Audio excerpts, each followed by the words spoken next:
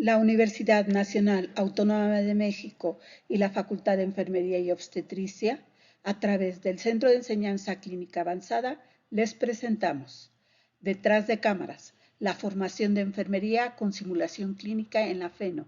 Agradecemos la invitación y es gusto compartir con ustedes nuestra experiencia. Nos presentamos.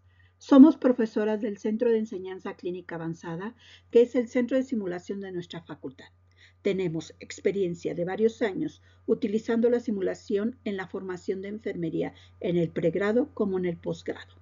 Les presentamos nuestra experiencia en el pregrado.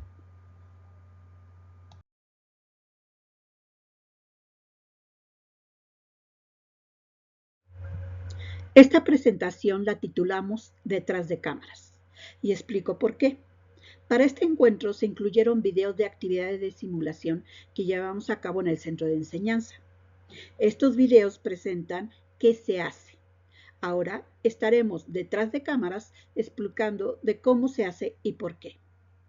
En el programa de simulación se cuenta con una guía de diseño de experiencias de simulación que nos ofrecen una metodología paso a paso para el desarrollo de actividades de simulación en las prácticas curriculares de los planes de estudio de las licenciaturas de enfermería que se imparten en la facultad.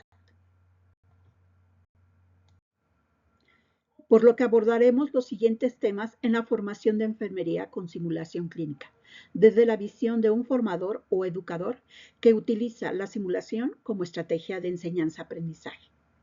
Hablaremos del modelo de desarrollo de habilidades con simulación clínica y las modalidades de esta, con el objetivo de desarrollar habilidades básicas a complejas en la formación de pregrado, en la licenciatura de enfermería y en la licenciatura de enfermería y obstetricia.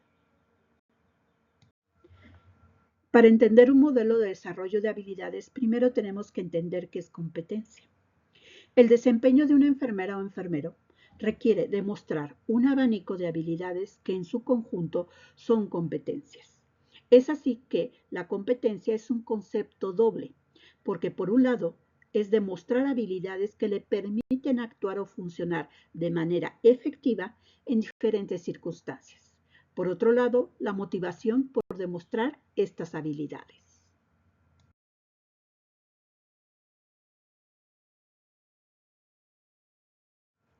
Generalmente la competencia se define como el conjunto de conocimientos, habilidades y actitudes, que son propias de una disciplina que se demuestran al actuar en cualquier circunstancia y la distingue de otras.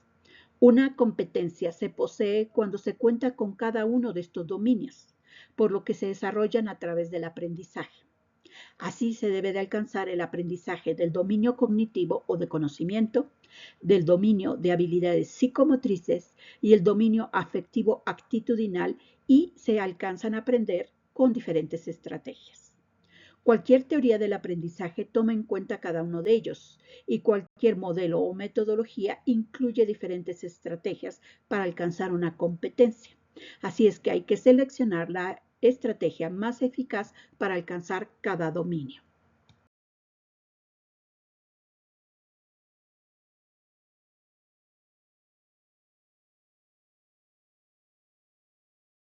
En cuanto a metodología, en simulación clínica es recomendable emplear una.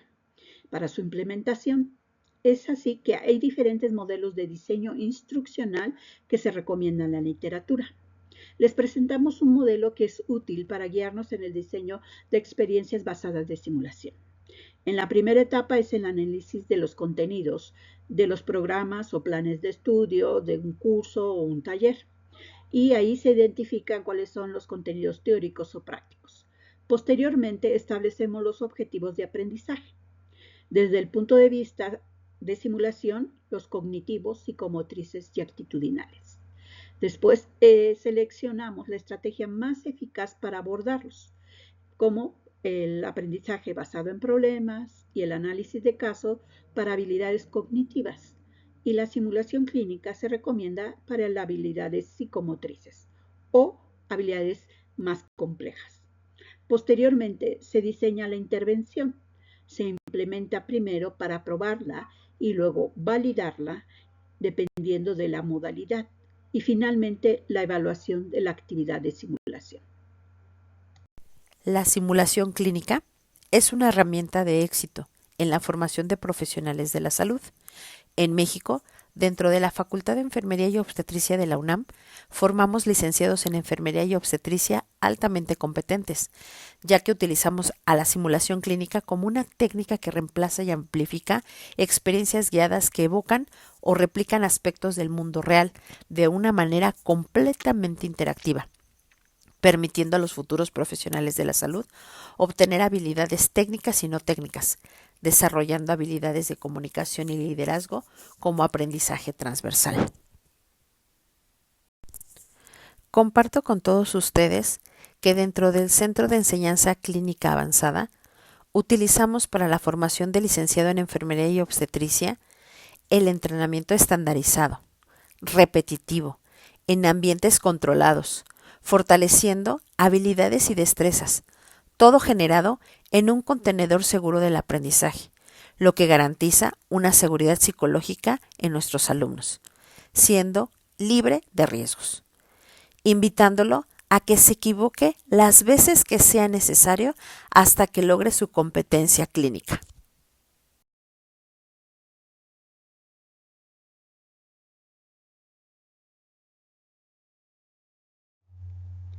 Una forma sencilla de abordar las habilidades que se desarrollan con simulación clínica es dividir en habilidades técnicas y habilidades no técnicas.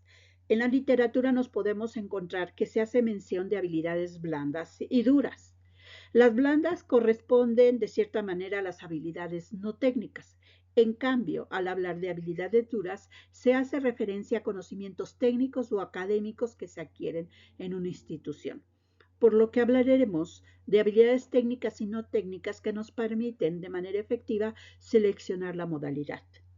Para la simulación clínica se considera que cualquier desempeño de una actividad se requiere para su realización no solo habilidades psicomotoras, sino también habilidades cognitivas, habilidades de comunicación y conocimientos adecuados relacionados con el procedimiento específico. Por ello, al identificarlas como técnicas y no técnicas, nos permite guiar desde los objetivos de aprendizaje hasta el mismo método de evaluación de dichas habilidades.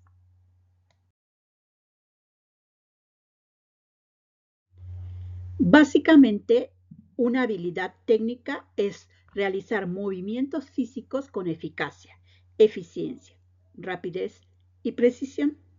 Y esto será ya el dominio psicomotriz.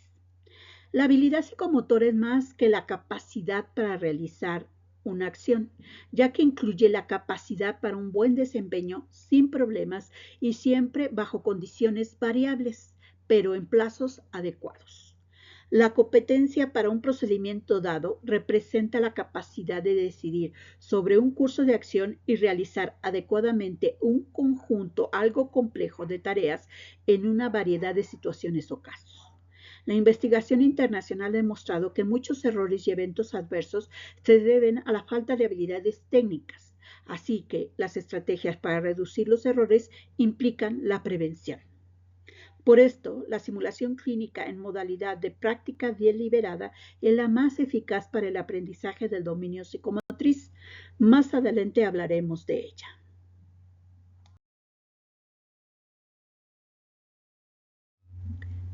Las habilidades no técnicas son las habilidades interpersonales como el liderazgo, comunicación y trabajo en equipo. Y las otras habilidades cognitivas como la conciencia situacional, toma de decisiones y resolución de problemas. Las habilidades no técnicas apuntalan la habilidad técnica y son necesarias para alcanzar la competencia. La técnica se aprende y se integra en un escenario para desarrollar habilidades no técnicas. Es necesario el dominio de la habilidad técnica para dar paso al desarrollo de la metacognición y de estas habilidades no técnicas.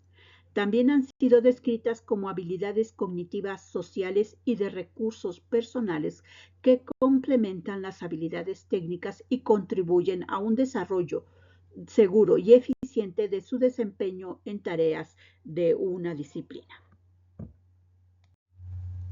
En el Centro de Enseñanza Clínica Avanzada, las actividades de simulación son la simulación de procedimiento y el escenario de simulación. La simulación de procedimiento se puede definir como cualquier actividad de simulación que utiliza varias modalidades de enseñanza destinadas a la adquisición de competencias requeridas para una técnica o procedimiento en particular. Al igual que con cualquier esfuerzo educativo, las actividades de simulación de procedimiento deben basarse en teorías de aprendizaje y diseñarse cuidadosamente en un marco educativo y de resultados de aprendizaje. La transferencia del aprendizaje ocurrirá a través de un diseño instructivo riguroso, basado en la autenticidad y la alineación de tareas funcionales. Para ello usamos el diseño instruccional. Las actividades de aprendizaje deben de variar los parámetros de las tareas para lograr una mejor competencia. La teoría de la práctica deliberada se aplica en diferentes modalidades que se seleccionan para desarrollar habilidades técnicas. Por otro lado, el escenario de simulación abarca todas las actividades de simulación que están estructuradas y desarrolladas para aproximarse no solo a la tarea de un procedimiento, sino también al entorno actual o futuro del mundo real del alumno. El término de simulación inmersiva es preferible al de simulación de alta fidelidad. Es ideal cuando el objetivo es que los alumnos desarrollen y adquieran varias competencias dentro de una única situación de aprendizaje.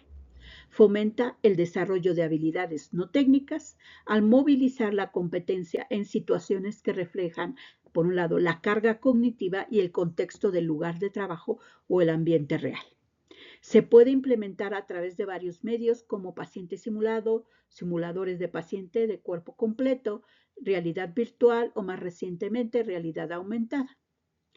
Al incorporar un escenario simulado inmersivo utilizando un simulador de paciente o un paciente simulado, ya sea en un entorno simulado o in situ, seguido del debriefing, promueve el desarrollo de estas habilidades.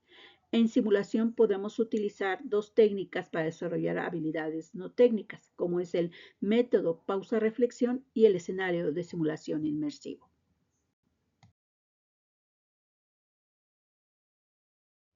La práctica deliberada es para la simulación de un procedimiento.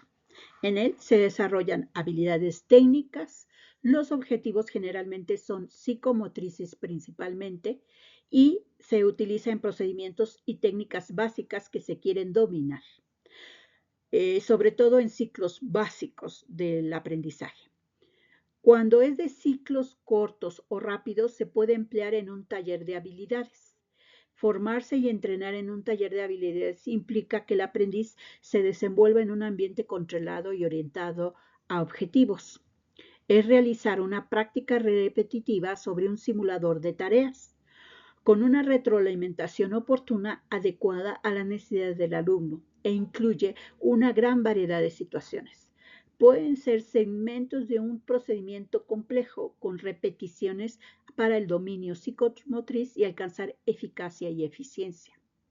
En cambio, la práctica deliberada con pausa es para desarrollar habilidades no técnicas, que después hablaremos de ella.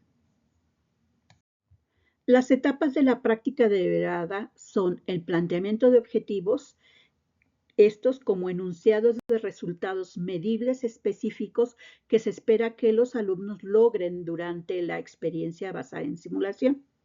Los objetivos escritos pueden abarcar dominios del aprendizaje que aumenten el nivel de conocimiento, habilidades y experiencias de los alumnos. La siguiente etapa, el debriefing inmediato, informa la organización de la práctica. Se retoman algunos aspectos teóricos necesarios para la práctica. Posteriormente se hace el de demostración o modelaje. Es cuando se muestra el modelo o patrón de referencia de la habilidad e intentar que el modelo o patrón sea asimilado por el alumno. Procurar que el ciclo cognitivo del alumno se aproxime a entender lo que todavía no sabe cómo hacer. En el desarrollo de la habilidad se propicia que el alumno haga, que el alumno sepa hacer. En él se verifica su modelo cognitivo que transita hacia el reconocimiento de lo que ya sabe cómo hacer y comience la fase de asociación cognitivo y motora. Durante el feedback se utiliza el de entrada y proceso. Pueden utilizarse checklists o rúbricas segmentadas por fases de la actividad con referencia a las recomendaciones. Se promueve la salida de la zona de confort integrando las actividades simples para la consecución de la habilidad más compleja. Así, se promueve la repetición hasta alcanzar la pericia de a las habilidades más simples que el alumno sepa hacerlo bien y promover la repetición hasta alcanzar en las habilidades más simples a que el alumno hacerlo muy bien. Desarrollar la integración a nivel de la competencia inconsciente, automatización y autonomía, que significa que el alumno sabe de manera fluida un procedimiento. Y es como comprendemos que se alcanza el dominio de esta habilidad. En la medida que estos eventos se manifiesten, podemos pasar del feedback de proceso a hacerlo menos necesario y haya menos retroalimentación.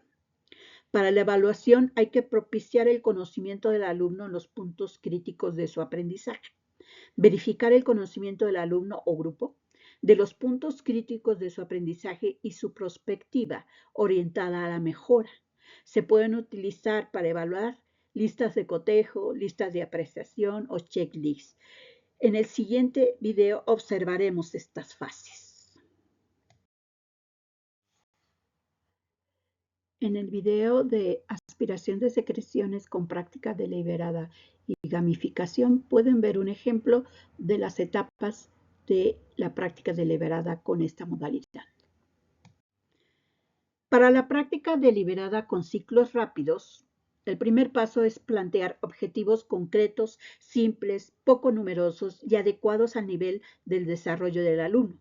Si el objetivo es muy complejo, conviene deconstruirlo en otros más simples, aunque suponga multiplicar la estación de desempeño.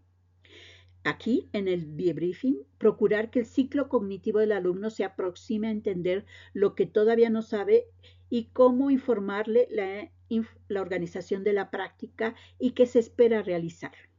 Aquí se asigna el tiempo de ejecución previamente probado y orientar el orden, las estaciones y el ciclo de rotación.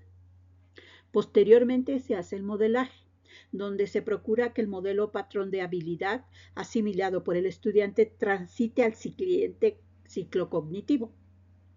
Identificar lo que sabe y lo que no sabe cómo hacer.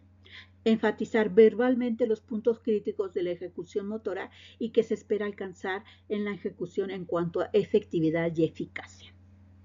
Aquí podemos usar durante las repeticiones el feedback de proceso, adecuado a la evolución que él lleve. Conforme va repitiendo, va mejorando. Así es que podemos hacer fases segmentadas de la actividad con protocolos estructurados. Vamos a promover el progreso y la repetición del alumno hasta verificar que su modelo patrón de habilidad corresponde a la referencia, tanto en el dominio cognitivo como en el psicomotriz, medido en alcanzar en menor tiempo y con más eficiencia la habilidad hacia el rendimiento competente. Puesta en común los puntos críticos que debe de ser mediante el feedback. Es posible que después de la repetición y veamos el rendimiento competente, podamos usar otras estrategias de evaluación o retroalimentación. Podemos hacer el feed forward o feed within. Y veremos a continuación un fragmento de un video con esta técnica. En este video de aspiración de secreciones con práctica deliberada y gamificación pueden ver cómo se hace con ciclos rápidos y cómo un escenario se segmenta para el aprendizaje psicomotriz. En este video demostramos las diferentes formas que aplicamos la práctica deliberada en el cuidado obstétrico.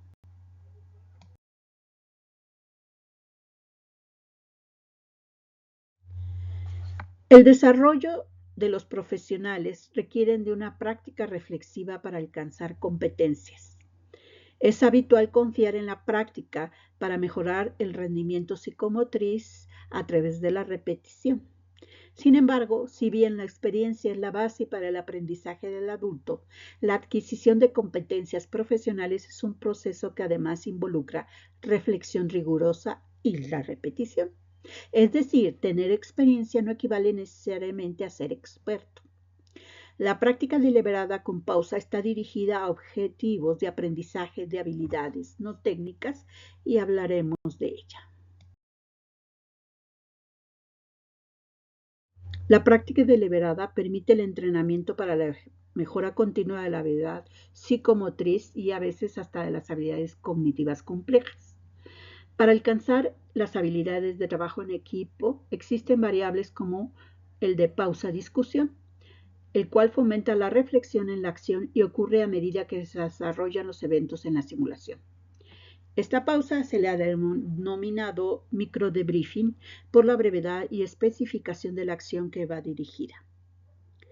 La reflexión sobre la acción, el cual es definido como el proceso de pensamiento acerca de lo que sucedió en una situación previa o pasada y cómo las acciones tomadas influenciaron esa situación y su efecto en la práctica futura, a medida que los estudiantes internalizan cada vez más dicho proceso. Se espera que sean capaces de realizar la reflexión en la acción, la cual tiene lugar de manera inmediata, es decir, mientras se produce el evento del aprendizaje. Por eso, durante un escenario de simulación, podemos pausar para realizar esta reflexión.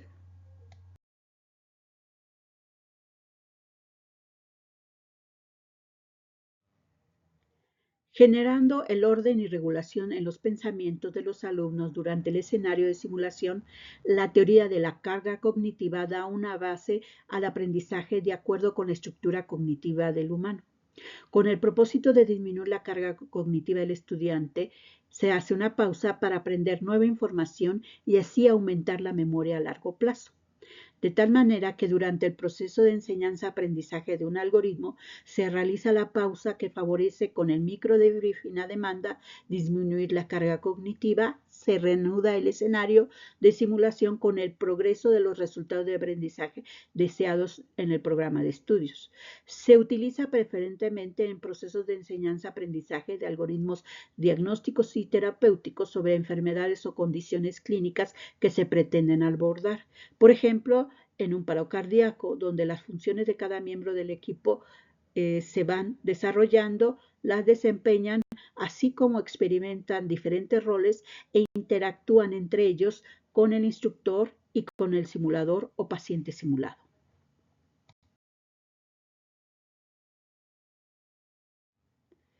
A diferencia del escenario de simulación inmersivo, en el cual se corre por completo de principio a fin el escenario, el modelo de pausa-reflexión es una práctica deliberada porque se detiene y se hace el microdebriefing al pausar el escenario.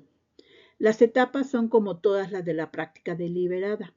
El debriefing, que se presentan los objetivos, el modelaje de referencia de un algoritmo, se aplica el algoritmo por el equipo y se hace una pausa en un modelo crítico de la secuencia. El instructor facilitador indica el momento de la pausa y puede utilizar las siguientes frases para abrir la reflexión. ¿Qué sucedió? ¿Qué sintió? ¿Qué pensó? ¿Y qué podrías mejorar o qué hay que cambiar? Partir de un hecho observado y preguntar sobre una acción específica. Yo observé, siguió esto, ¿qué es lo que requiere? Así, el facilitador corrige las acciones pertinentes de acuerdo con el escenario y reanuda el escenario y permite su repetición de este desde el inicio. Durante la pausa se debe mantener un contenedor seguro, evitar realizar juicios negativos, favorecer la autoevaluación del alumno y es posible conocer la emoción presente de los alumnos y tranquilizarlos para favorecer su aprendizaje. Así, después de la pausa, se reinicia el algoritmo y se continúa con la secuencia. Pausar solo en puntos críticos, evitar hacer pausas de tiempos prolongados, incluir a todos los alumnos involucrados en la actividad y cancelar cualquier posible distracción. La reflexión no debe convertirse en explicación frente al simulador. Así es, se rebobina hasta alcanzar el objetivo y lograr el resultado de aprendizaje. Presentamos un video de ejemplo de esta modalidad.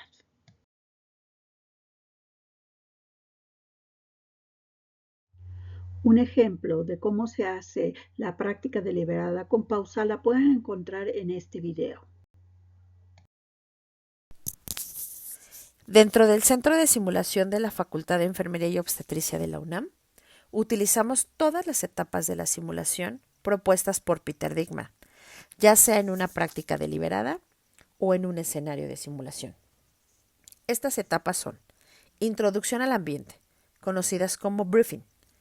Esta inicia con la bienvenida, hablar sobre el simulador que se va a manejar, la teoría, en donde nosotros puntualizamos en las prácticas clínicas y deliberadas los elementos claves, así como algoritmos de atención en un escenario. Nos reunimos y discutimos el caso clínico previo al escenario, se corre el escenario y pasamos a las aulas de debriefing, en donde se lleva el corazón de la simulación. Finalizamos este debriefing, concluimos y aplicamos ya sea la práctica o escenario, dándole al alumno ejemplos que utilizará en su práctica clínica. Cada una de estas etapas tenemos ejemplos que compartiremos con cada uno de ustedes, esperando sean de su agrado.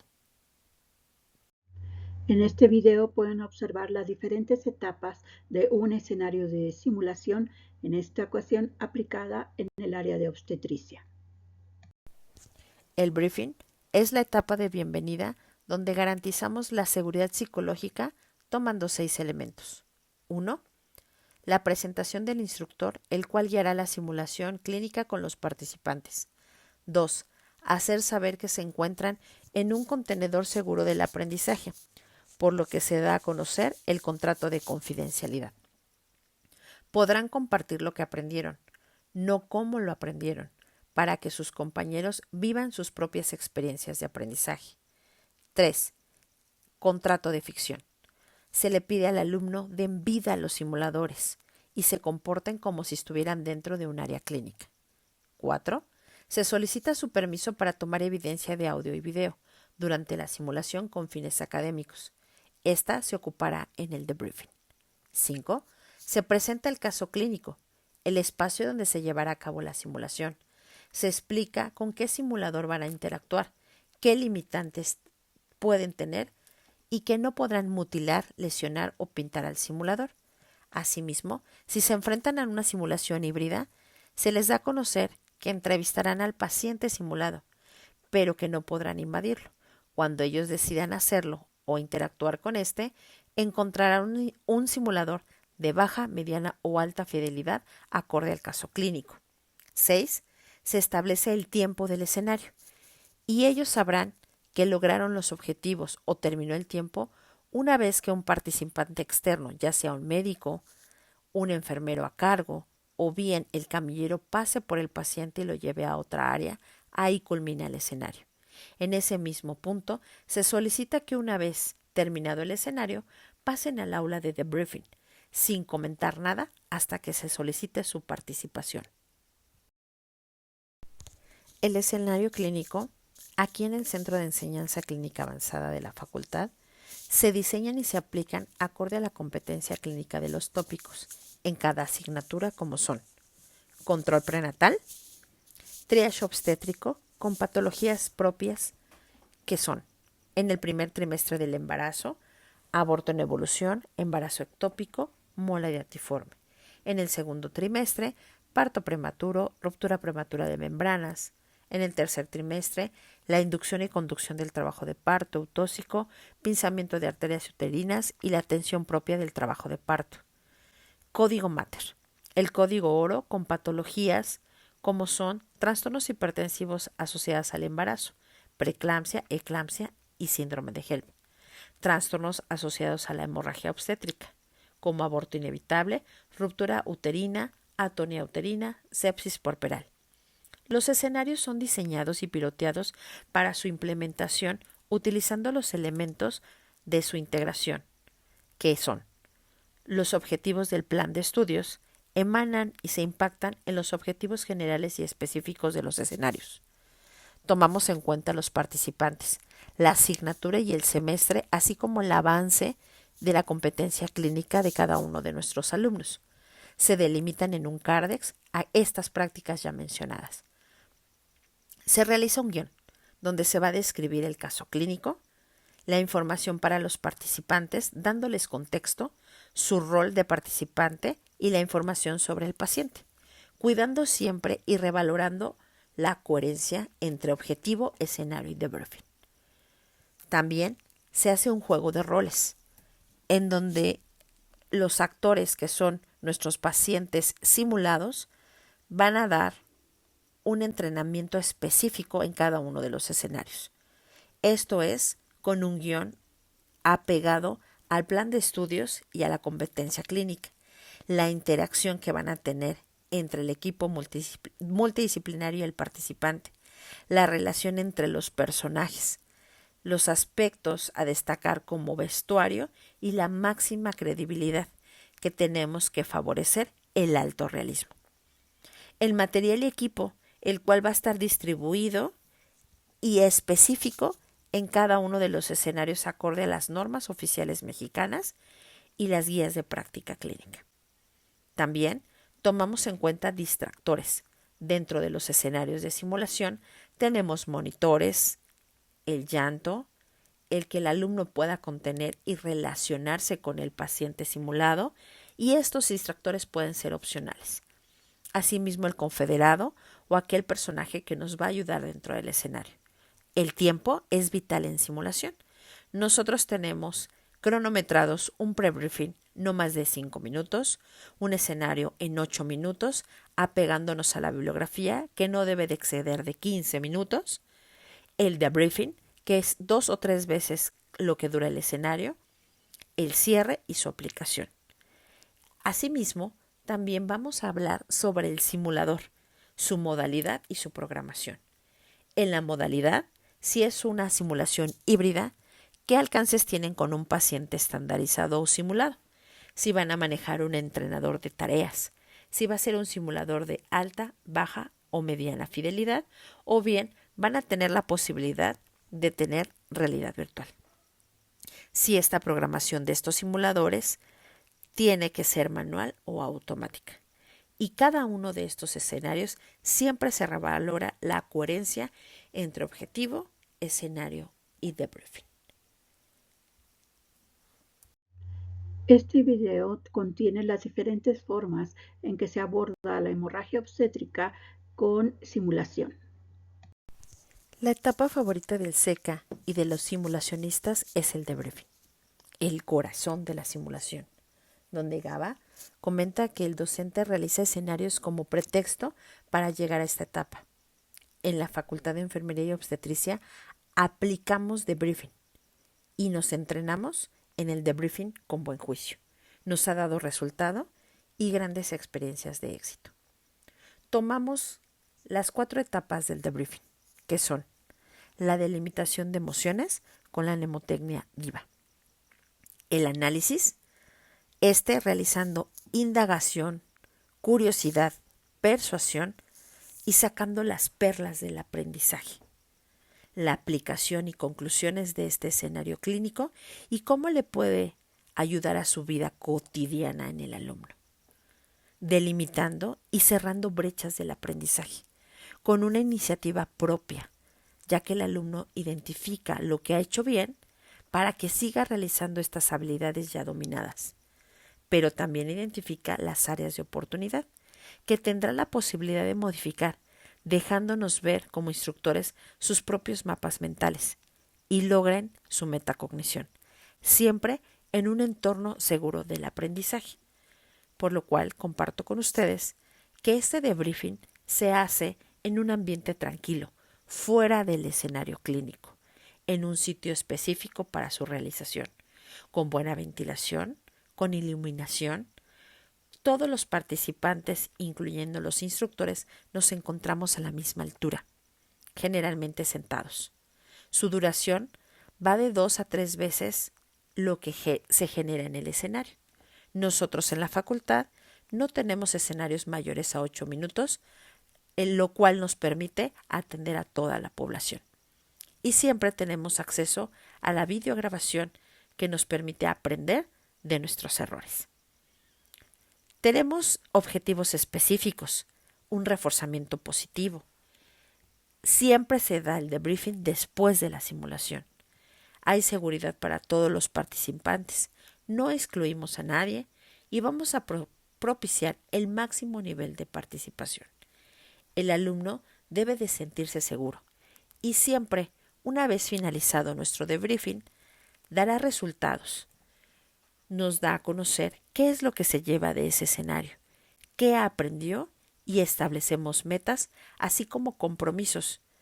Y en ocasiones nos gusta repetir en talleres estas experiencias de simulación, siendo gratas y llenas de satisfacción para nuestros usuarios que son nuestros alumnos. Vamos a hablar ahora del paciente estandarizado versus paciente simulado. Primero vamos a definirlo. Esto es, el grupo de personas que participan como pacientes en las actividades de aprendizaje bajo simulación clínica. Primero se les denominó paciente estandarizado, posteriormente paciente simulado, término que hace referencia a la persona capacitada para simular un caso clínico o un paciente real capacitado para representar su enfermedad de manera estandarizada, sea capaz de interpretar de manera real y repetidas veces la información de su historia clínica, hallazgos físicos, emociones del paciente, favoreciendo y garantizando de forma justa las mismas oportunidades para todos los participantes. ¿Quién puede ser un paciente estandarizado?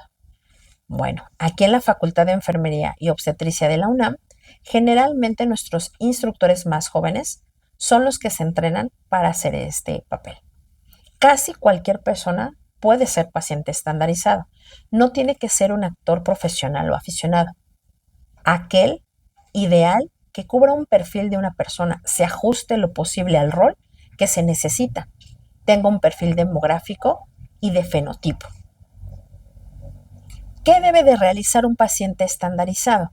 Pues mantener un lenguaje verbal adecuado, actuar de forma natural y creíble, expresar emociones, responder a todas las preguntas y proporcionar salvavidas obligatorios que guíen al alumno a lograr el objetivo. ¿Qué debe de evitar un paciente simulado? Sobreactuar, mencionar información que no está en el guión, improvisar, ocultar claves de seguimiento e interrumpir a los participantes. Por lo tanto, nuestros instructores nos formamos y nos capacitamos de acuerdo al papel que se va a desarrollar, ya que deberán prepararse y capacitarse por medio de fotos, literatura, videos, para tener un mejor desempeño y un contexto de lo que ellos van a interpretar. ¿Qué ventajas tenemos en el SECA al tener pacientes simulados? Disponibilidad, adaptabilidad, repetición, control, validez, realimentación y la seguridad psicológica. También nosotros ocupamos la simulación híbrida, la cual se aplica más comúnmente en situaciones en donde el entrenador de habilidades, un ejemplo, una pelvis, es más realista tener una paciente y entrevistarla para que después, a la hora de manipularla o invadir a la paciente, el alumno se encuentre con un simulador de baja fidelidad que le permita la enseñanza y evolución de habilidades técnicas y de comunicación de manera integrada. En este video pueden encontrar cómo se prepara a un paciente simulado y este sigue un guión para interactuar como facilitador en un escenario de simulación. La técnica de moulage es un término que se refiere no solo al maquillaje que se coloca en un simulador, sino a la variedad de herramientas que apoyan la caracterización e incrementan el realismo del escenario de una manera más fidedigna. Incluye aditamentos como maquillaje, vestuario, ambientación visual, sonora y olfativa en los escenarios de simulación. El moulage, en simulación clínica, hace referencia a la técnica de maquillaje especializado para crear escenarios de alto realismo. Debe de ser creado por grupos de expertos, los cuales dominen temas de anatomía, fisiología, diseñadores de arte o efectos especiales que colaboren con la creación de estos espacios, con objetivos específicos para formar heridas reales y que éstas sean lo más posible apegados a la patología del paciente. El moulage se considera, acorde a la bibliografía, como el arte de simular lesiones con el propósito de formar equipos de respuesta a emergencias para el personal médico, enfermería y militar. La simulación puede ser tan simple como la aplicación de heridas prefabricadas de goma o látex a los miembros de un paciente, ya sea en el pecho, la cabeza, el tórax, brazos o piernas, o tan complejo como el uso de maquillaje complicado y técnicas teatrales para proporcionar elementos de realismo a la instrucción de la simulación. El moulage es un vehículo maravilloso para dar vida a las actividades bajo simulación clínica. Proporciona el realismo que necesitamos para ayudar a los estudiantes de enfermería y obstetricia a tratar situaciones en un contexto como si fuera real. Esto implica la creación de hemorragia obstétrica y, lo más curioso, sin dañar el simulador, como es coágulos de sangre, compresas de vientre empapadas, hemocomponentes, paquetes globulares, plasma fresco y congelado, gasas con sangre simulada, pañales con hemorragia activa y cintas obstétricas llenas de sangre. Estos elementos van a permitir en el alumno actuar de manera inmediata, asertiva e incluso pueden realizar el cálculo de la pérdida sanguínea. Estas actividades involucran a los estudiantes en la aplicación de los conceptos que han aprendido en las aulas y desarrollan aún más sus habilidades de pensamiento crítico y razonamiento clínico. En este video podrán ver cómo el moulage aumenta el realismo de un escenario y todo cuenta.